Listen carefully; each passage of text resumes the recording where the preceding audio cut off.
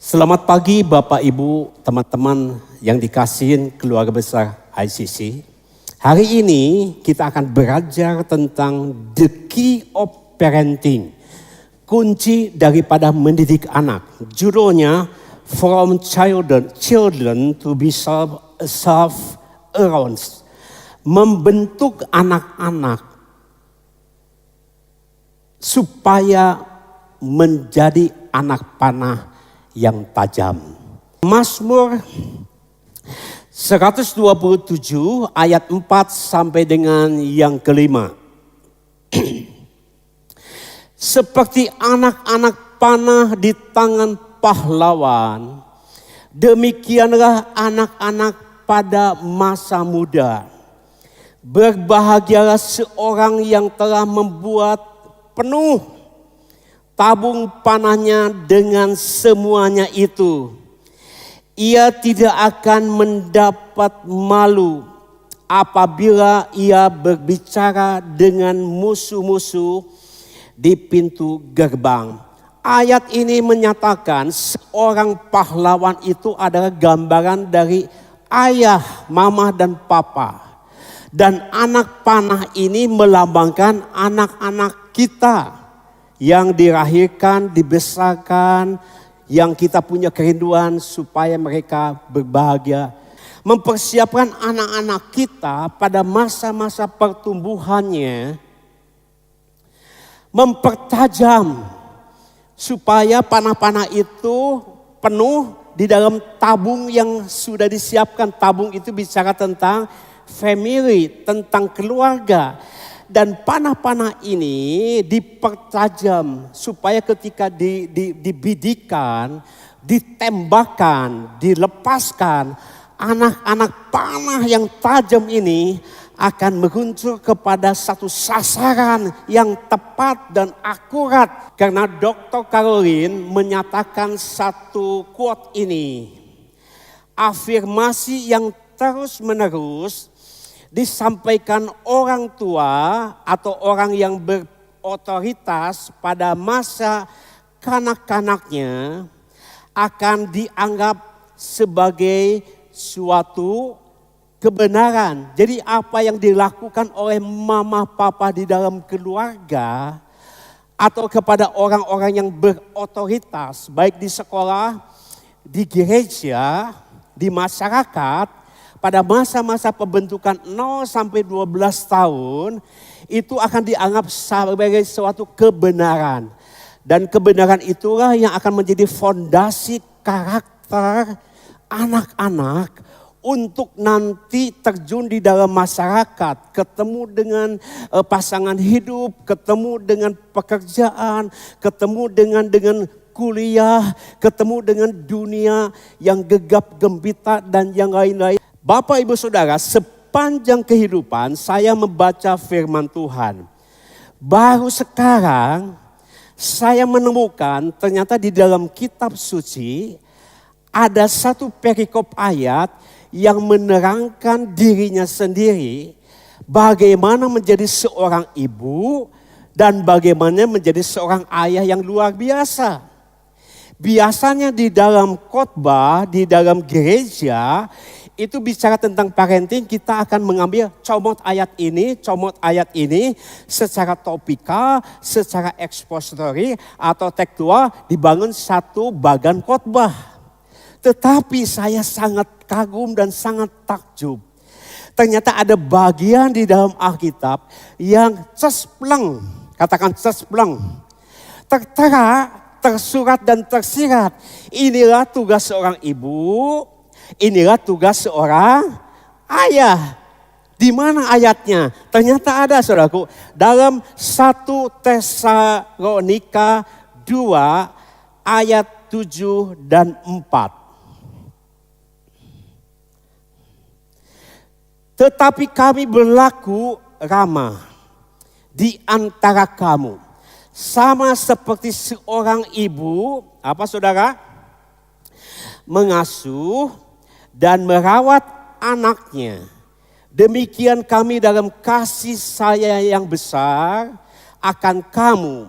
bukan saja rela membagi Injil Allah dengan kamu, tetapi juga hidup kami sendiri dengan kamu, karena kamu telah kami kasihin. Nah, dalam bagian ini kita akan belajar dulu sekarang fungsi seorang ibu. Ada 4 hal yang sudah di highlight, itu ada 4 hal. Fungsi utama seorang ibu adalah pertama apa? Berlaku ramah. Katakan 2, 1. Berlaku. Yang kedua adalah mengasuh. Yang ketiga adalah merawat.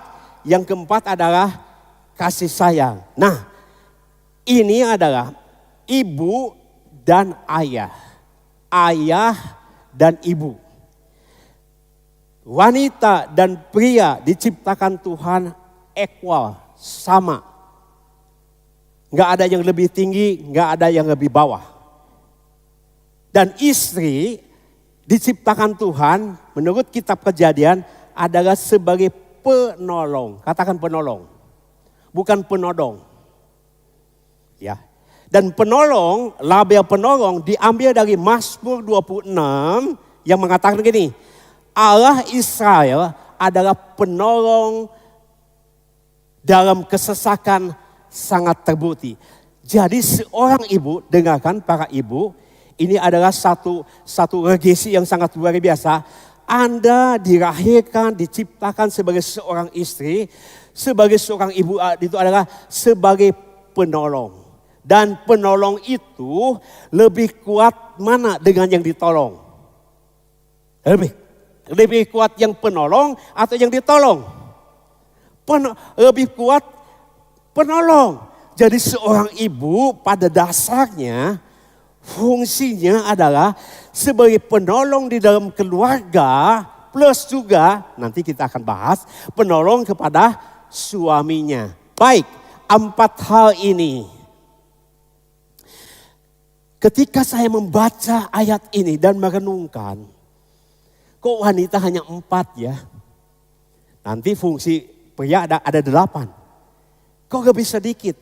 Tetapi ketika saya merenungkan dan ngobrol dengan ibu-ibu dan membayangkan betapa sangat dahsyatnya pengorbanan seorang ibu.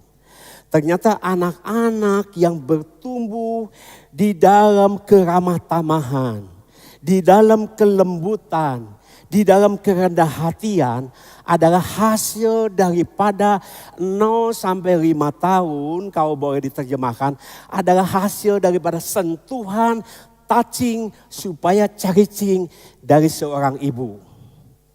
Seorang ibu menyentuh anak ketika dikandung.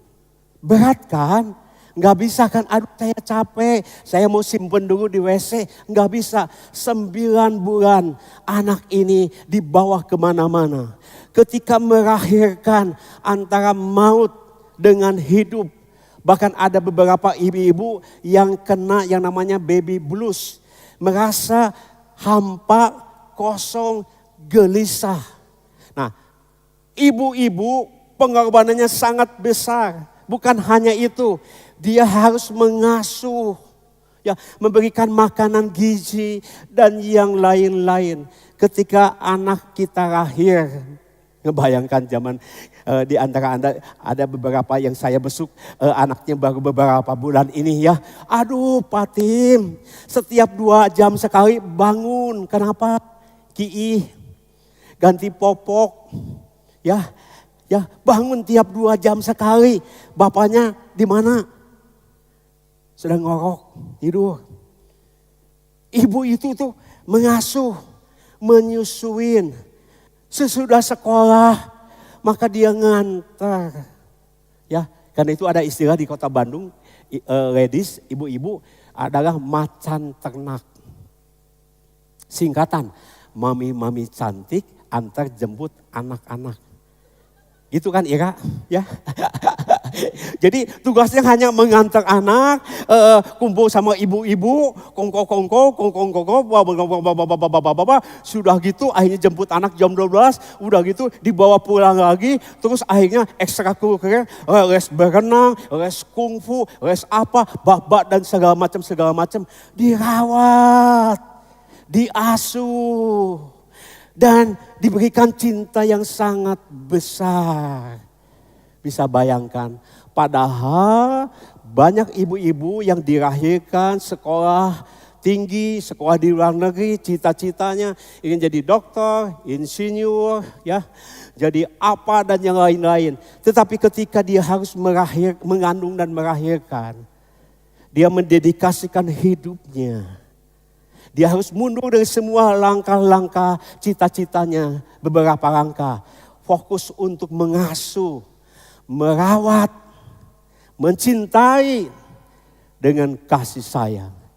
Karena itu ada istilah mengatakan bahwa surga ada di telapak kaki ibu. Kalau menurut saya yang lebih tepat adalah surga dan neraka ada di bawah telapak kaki ibu. Karena ibulah yang membangun yang pertama kasih sayang. Nah, anak-anak yang dibangun dengan kasih sayang, dengan dirawat oleh tangan mamanya sendiri, mungkin pakai baby sister oke, dan segala macam. Tapi tetap fokusnya adalah merawat, mengasuh, menyusuin dengan cintanya besar. Anak itu akan tumbuh kasih sayangnya peka. Lembut hatinya, rendah hati, sopan santun itu tidak usah dibeli, tapi dapat memberi segala sesuatu. Anak-anak yang disentuh oleh kasih sayang alamin, kasih sayang yang tulus dari seorang mama, akan beda hatinya, gampang diatur, hatinya gampang dibentuk, hatinya penuh dengan kasih sayang, gelasnya akan penuh dengan kasih sayang. Tetapi saya melihat hari-hari di dalam konseling dan yang lain-lain, anak-anak yang gak pernah disentuh kasih sayang dari mamanya. Mamanya CBSA, coba budak sina alulin. Ya, sibuk dengan segala macam. Aneh, ada anak-anak yang kasar hatinya. Ya, gampang patah. Selalu kejar cinta. Ya, udah besar, udah punya keluarga juga, kosong terus. Gelasnya kosong terus. Selalu menuntut dan yang lain-lain. Dan saya percaya firman Tuhan, ya dan amin, katakan amin. Bahwa masa-masa golden age yang pertama yang menyentuh hampir sebagian besar bukan papa, bukan suami. Tapi ibu-ibu yang sangat luar biasa. Kasih tepuk tangan untuk Tuhan kita. Katakan amin. Anak-anak yang saya melihat, waktu kecil ya, pakaiannya ucak-acakan ya, hidungnya ada sungai Niagara, makanan gizi nggak teratur dan segala macam. Akibatnya apa? Masa-masa fisik nggak akan bagus, masa-masa karakter kasih sayang nggak akan bagus. Nah itu bisa disentuh penolong dalam kesesakan sangat terbukti artinya adalah peran seorang ibu, profesi seorang ibu adalah menurut saya adalah salah satu profesi yang paling mulia di dunia ini. Kok nggak ada yang kasih tepuk tangan buat ibu-ibu? Ibulah yang men-touching, ibulah yang menyentuh, ibulah yang membuat anak-anak gampang diatur, ibulah yang membuat anak bisa menangis di pelukannya, ibulah yang memberikan rasa aman. Tom kecil umur 5 tahun bawa sepucuk surat kepada mamanya. Dan mamanya membacakan untuk Tom kecil ini. Dan surat itu dari sekolah dibacakan. Ibu Nancy, anak ibu, Thomas Alva Edison adalah anak yang sangat jenius, anak yang sangat pintar, anak yang sangat hebat, anak yang keren deh. Sampai guru dan sekolah semua angkat tangan dan angkat kaki. Mulai hari ini Ibu Nancy harus mengajar Edison di rumahnya. Oke? Beberapa puluh tahun kemudian dunia membuktikan salah satu orang yang paling hebat di dunia adalah Thomas Alva Edison. Dia adalah penemuan-penemuan, ribuan penemuan dunia. Salah satu yang paling terkenal adalah bola lampu pijar. Bahkan perusahaannya sampai hari ini di Fortune 500, perusahaan yang paling sehat di seluruh dunia adalah GE, General Electric. Dialah yang punyanya Thomas Alva Edison. Oke? Suatu hari Thomas Alva Edison membereskan ruang perpustakaannya. Dia melihat sepucuk surat. Oh, ini yang pernah dibacakan oleh mamahnya. Sekarang mamahnya sudah meninggal dunia. Ketika dibaca, dulu mamahnya yang menangis terharu. Sekarang Edison menangis dengan terharu. Karena surat ini isinya, Ibu Nancy, anak ibu Thomas Alva Edison adalah anak yang paling bodoh. Anak yang paling kurang ajar. Anak yang tidak bisa diatur.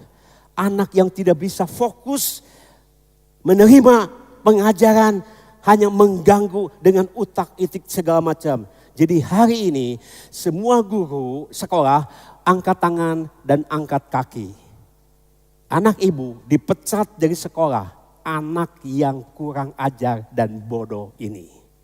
Tapi kenapa Edison sejarah membuktikan, dunia membuktikan, menjadi salah satu orang yang paling hebat? Karena Nancy, ibu Edison, telah mempraktikkan 4 hal ini. Berlaku ramah, mengasuh, merawat, mengasihin, menjadi penolong buat anak ini dan penolong buat suaminya. Dan Edison satu contoh yang luar biasa. Sentuhan dari seorang ibu. Kasih tepuk tangan dulu teman-teman. Siapa yang datang sama istrinya, sama mamahnya, coba lihat kiri kanan. Katakan, mama hebat Ya, para suami sadar apakah engkau bisa menyusuin? Apakah engkau bisa merawat anak, giling gizi, ganti popok, ganti celana? Apakah para suami ingat pada waktu Idul Fitri, pembantu nggak ada, babysitter nggak ada? Apakah Anda bisa betah di rumah 2-3 hari mencuci, merawat dan yang lain-lain? Sanggup? Karena itu ada banyak bapak-bapak setiap Idul Fitri main keluar mana saja, luar pulau, luar negeri, luar angkasa. Menghindari, merawat, menyusuin, mengasuh anak-anak, mencuci, mensetrika. Karena peran ini hanya bisa dikerjakan dengan luar biasa oleh istri kita. Indung budak, keren sekali. Sekarang bagian suami. Ayatnya ada, tampilkan. Untuk para suami, mari kita akan lihat. Ayatnya ke-10 dan ke-12. Kamu adalah saksi. Demikian juga Allah betapa saleh, adil dan tak bercacatnya kamu berlaku di antara kamu yang percaya. Kamu tahu betapa kami seperti bapa terhadap anak-anaknya telah menasihati kamu dan mengkuatkan hatimu seorang demi seorang dan meminta dengan sangat supaya kamu hidup sesuai dengan kehendak Allah yang memanggil kamu ke dalam kerajaan dan kemuliaannya. Dari ayat ini dengan jelas, dengan akurat, dengan terperinci ada 8 fungsi utama seorang ayah. Ayo kita baca sama-sama. 1, role model yang paling kanan. Yang kedua, hidup kudus sama-sama. 3, adil. Yang keempat, nama baik. Yang kelima, menasehatin. Yang keenam, mengkuatkan. Yang ketujuh, disiplin. Yang kedelapan sama-sama hidup benar sesuai kehendak Allah. Inilah fungsi utama ayah dalam keluarga. Kepala daripada Yesus adalah Bapa. Kepala daripada wanita adalah suami. Ayah. Ayah, kepala dalam bahasa aslinya adalah kepale. Kepale artinya adalah source, sumber. Ayah adalah sumber. Ayah adalah sumber income dalam keluarga. Ayah adalah sumber perlindungan untuk istri dan anak-anaknya. Ayah adalah sumber kerohanian anak. Ayah adalah sumber daripada visi dalam keluarga mau dibawa kemana. Ada seorang ibu ngomong gini, Pak Tim enak aja. Memang suami kepala, oke, Alkitabiah. Tapi Pak Tim tahu nggak istri itu adalah lehernya. Coba kau isi ngeplek. Suami ngeplek terus kan. Jadi saya lebih berkuasa. Saya kata nanti dulu, Anda pernah lihat nggak ayam dipotong. Kalau ayam dipotong set gitu ya, muksitu umbuk siang ngansak itu. Oke? Tapi satu kali dipotongnya sampai putus. Apa yang terjadi? Itu ayam tanpa kepala, langsung untang-antung kemana-mana. Ya. Nah begitu juga dalam keluarga. Kalau tidak ada ayah sebagai kepala yang membawa tujuan hidup, yang membawa visi, istri dan anak-anak akan kebingungan, luntang lantung dan gak punya tujuan yang pasti. Ayah adalah kepala, ayah adalah sumber, katakan amin. Nah, dengan singkat karena waktu saya ambil 3 poin 2, role model dan hidup kudus. Saudara, saya bersyukur dalam musim kehidupan ini, hari-hari sekarang yang membuat hati saya happy adalah karena kehadiran Koko Noah dan Noni Sarah, cucu.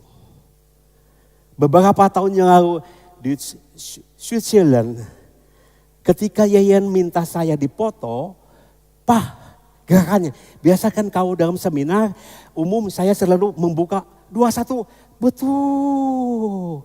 Begitu saya lihat betul begini, saya nggak sadar Koko Noah 6 bulan ada di pangkuan kiri.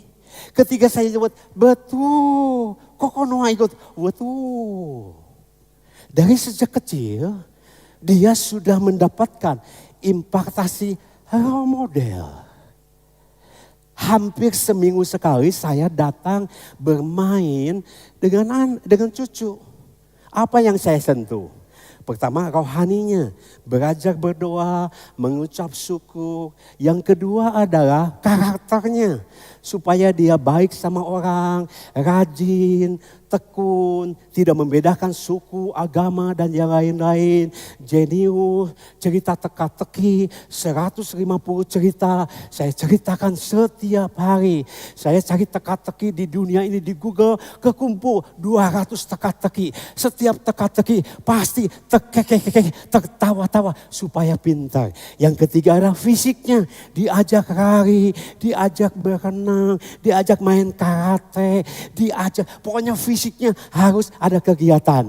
Nah, satu hari di Gedung Putih saya nanya, Koko bisa jumpalitan enggak?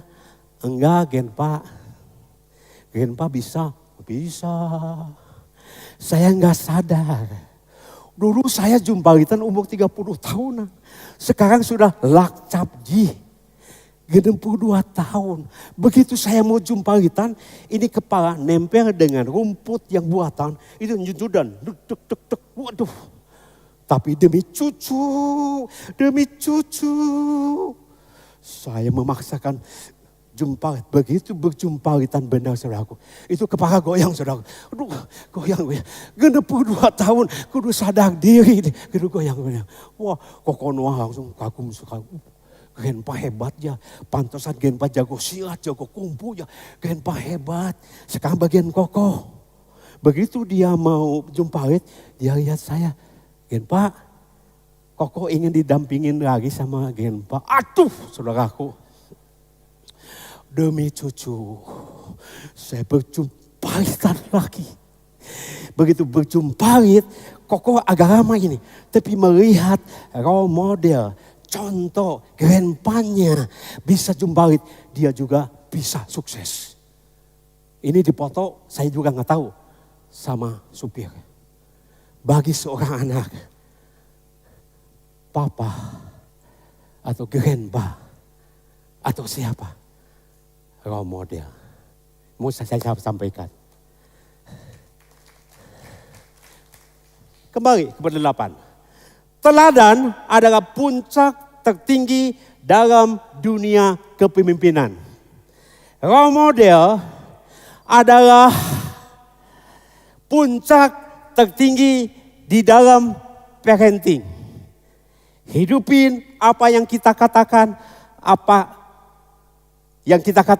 hidupin apa yang kita sudah sampaikan.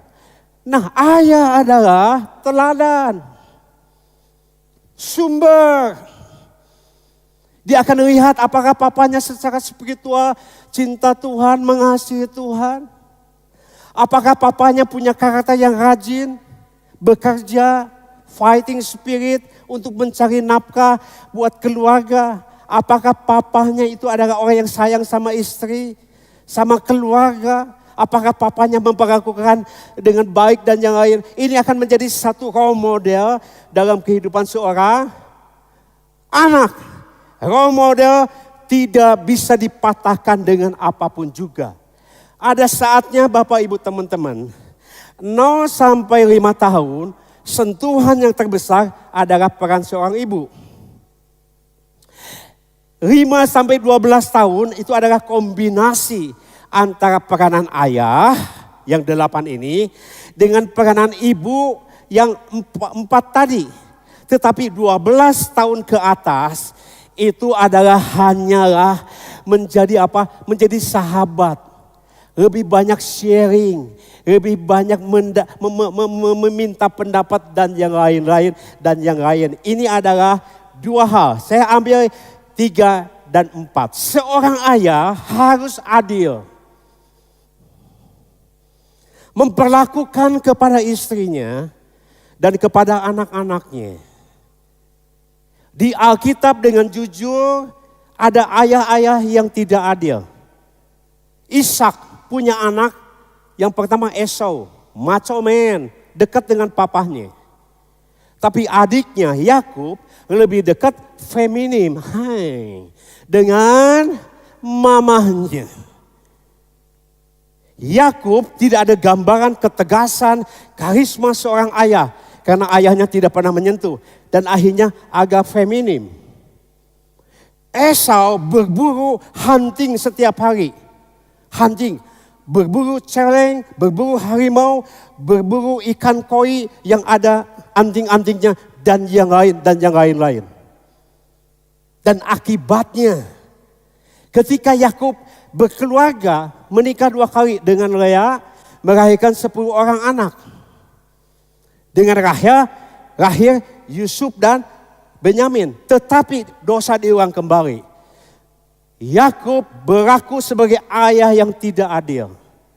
Dia fokus hanya menyentuh, mewariskan kangfei generasi hanya kepada 2 anak ini. Dan 10 anak lain, Ruben dan adik-adiknya, menjadi sangat marah. Menjadi benci, iri hati, luka batin, kucok, kurang cocok. Bahkan dia mau membunuh Yusuf karena seorang ayah yang tidak adil. Seorang ayah harus adil. Tidak boleh membedakan antara anak pria dan anak wanita. Mereka diciptakan Tuhan spesial dan unik. Seorang ayah harus adil. Saya mengasihi mama saya yang sangat baik. Tapi saya juga mengasihi mertua saya. Karena dia juga adalah mama daripada istri dan popoh daripada cucu-cucu saya. Seorang pria harus adil dalam kehidupannya. Ini yang akan membuat keluarga menjadi harmonis. Begitu seorang ayah tidak adil, maka anak-anak akan tumbuh perselisihan. Itulah yang terjadi. Bahkan di Bandung ada beberapa yang sampai bermusuhan, bahkan saling membunuh satu dengan yang lain. Kenapa? Karena ayah tidak adil dan tidak menjaga nama baik. Saya akan ambil yang bagian 5, 6, 7.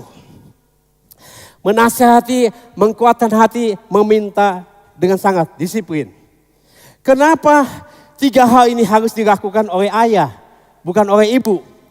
Karena ibu cenderung lebih terlalu sayang emosional.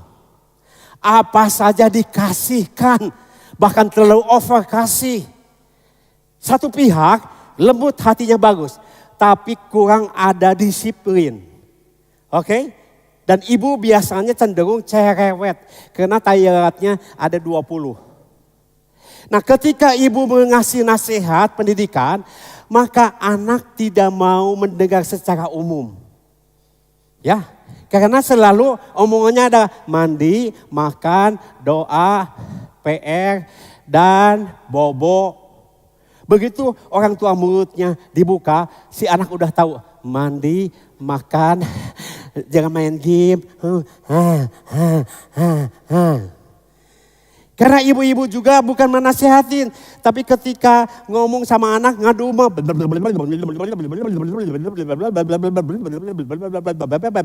itu ngadu mah. Ayahlah yang memberikan nasihat. Ayahlah yang memberikan encourage motivasi. Ayahlah yang bisa mendisiplin.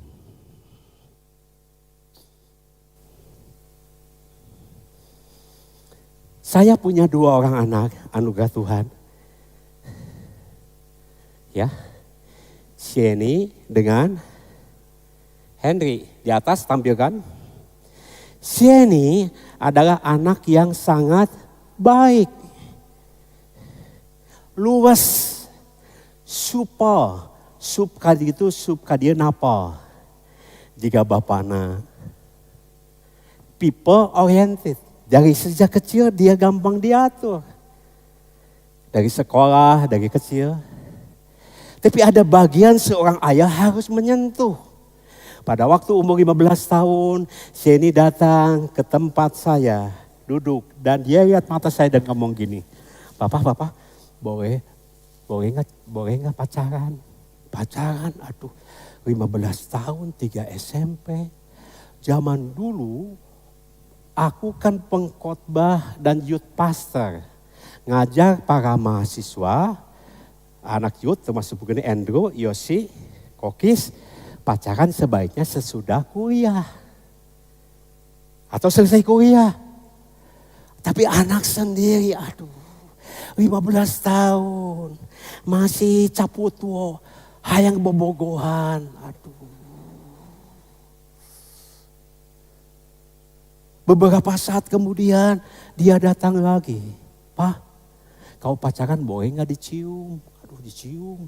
Saya kebayang itu bapak-bapak kumisnya seperti gagang telepon, getek atuh. Ketika saya tanya, ngobrol, kamu serius? Serius Pak, saya jatuh cinta, fall in love. Sama siapa? Sama si Anu, ini. Siapa dia? Anu. Kalau dia gentle, suruh datang ke papa. Nah datanglah pemuda itu. Beda 5 tahun, umur 20. Begitu datang duduk, lihat, wah kaset benar. Tapi saya agak kaget di sini tato. Dan pada waktu berenang bersama-sama, dibuka semua, wah penuh dengan kemuliaan Allah. Tapi ketika saya ngomong, saya doa, saya dapat damai sejahtera. Kalau kamu jatuh cinta, silakan. Tapi papa sebagai papa, sayang sama Sheni. Gak mau kamu hancur, luka hati, ditinggal pacar. Dan Sheni, kalau kamu pacaran dengan ini, dia masih muda. Dia punya segalanya. Kamu akan banyak patah hati dan menangis. Saya terima pi. Yes? Deng. benar. Selama 8 tahun ada banyak suka, duka dan yang lain-lain. Karena itu pada waktu umur 17 tahun, saya datangin Sieni, dirayakan. Sweet 17. Saya pasang cincin kegadisan di jari manis Sieni. Si pemuda itu dipanggil, "Hei, kamu ke sini, saksikan nih. Sieni akan menjaga kekudusan, menjaga kesucian sebagai anak Allah.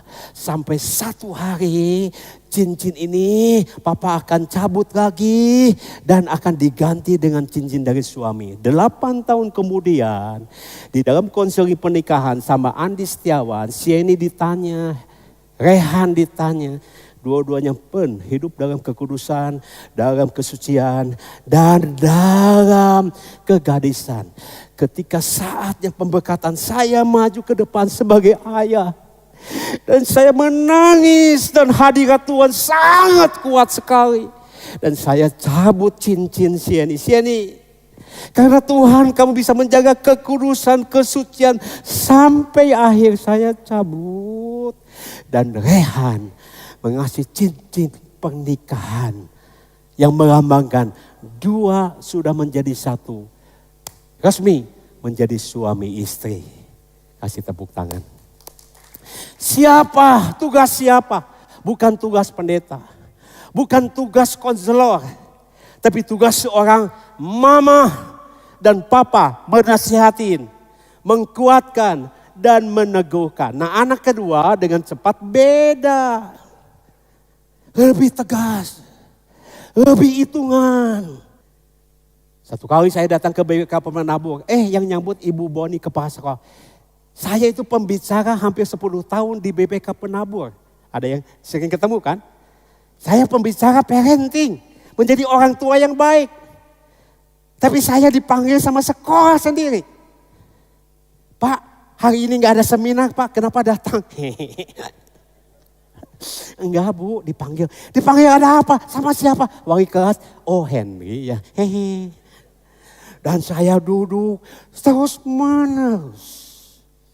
Dan wali kelas ceramah saya. Kepada saya tentang parenting. Iya Pak, saya salah Pak. Ya tanda tangan. Henry jadi anak baik ya. Minggu depan saya dipanggil lagi. Kuda apa yang paling menyebalkan? Ku datang lagi. Tapi itu yang terjadi. Tapi dengan proses air mata, menasihati, menguatkan, meneguhkan. Hari ini Henry sudah selesai kuliah. Hari ini Henry sudah kerja di Cafe Rama dan sudah punya yang terbaik dalam hidupnya. Dan saya percaya dengan perpaduan ibu yang penuh kelembutan dan ayah yang punya 8 role model, ketegasan dan yang lain-lain. Dan pada akhirnya dengan hidup benar yang ke-8, anak-anak kita akan menjadi anak panah yang tajam. Meraih kebahagiaan dan keberhasilan yang sejati. Nama Tuhan dipermuliakan. Amin. Amin, harus amin. Katakan amin. Nah 3 menit lagi kita akan selesai. Siapkan praise and worship, majulah ke depan. Nah. Bagian ketiga dengan cepat saja, perpaduan ayah dan ibu akan menjadikan 4 tipe mendidik anak. Yuk kita lihat. Tipe pertama, orang tua yang penuh kasih tapi tanpa disiplin, tanpa aturan main, tanpa ada waktu jeda main game, tanpa dibatasin uang untuk jajan dan segala macam, akan melahirkan anak yang kurang ajar. Karena gak ada batasan disiplin. James Dodson mengatakan, di dalam keluarga harus ada orang yang ditakutin, direspekin di rumah. Kalau tidak, anak akan jadi penjahat. Karena dunia saat ini akan sangat mempengaruhi dalam gadget, dalam teknologi. Di rumah harus ada, minimal adalah 1. Saya sarankan ayah yang harus direspeki. Ayah yang harus menjadi penentu dalam keputusan. Nah anak akan respect. Nah ini disiplin harus diterapkan dalam keluarga. Oke? Yang kedua adalah Disiplin tanpa kasih. Terlalu tegas, terlalu galak, terlalu banyak aturan. Dicerewetin, dimarahin, dipukulin. Tapi tanpa kasih sayang. Anak muncul menjadi anak pemberontak. Bukankah hari ini banyak geng motor, anak-anak yang dipenjara, anak-anak yang bullying? Lihat, kemungkinan besar adalah lahir karena tidak ada kasih sayang yang tulus dari mama papanya. Yang ketiga, yang paling bahaya, tidak ada kasih, tidak ada disiplin. Mama sibuk dagang, mama sibuk shopping, shopping. Ayah sibuk dengan hobi, ayah sibuk dengan hunting, ayah sibuk dengan bekerja. Bagus, tapi peranannya di rumah nggak ada. Nggak ada sentuhan kasih sayang, kelembutan, merawat, menyusuin, mendongeng. Nggak ada seorang ayah yang jadi role model, menasihati, motivasi. Akan muncul anak yang gampangan. Inilah yang dikatakan zaman sekarang, fatherless generation, generasi yang tanpa ayah. Akan muncul anak gampang putus asa, gampang mundur, gampang gonta-ganti pacar seperti gonta-ganti kaos kaki, gampang pindah kerja, gampang pindah gereja, dan akhirnya gampang bunuh diri. Nah, kita mau yang keempat, yang terakhir. Ayo kita bangkit berdiri. Haleluya. Oke. Yang keempat adalah tinggi kasih, tinggi disiplin. Ada saatnya kita mengasihin, ada saatnya kita berkorban, ada saatnya kita lembut, tapi ada saatnya kita harus firm, tegas, keras, berdisiplin.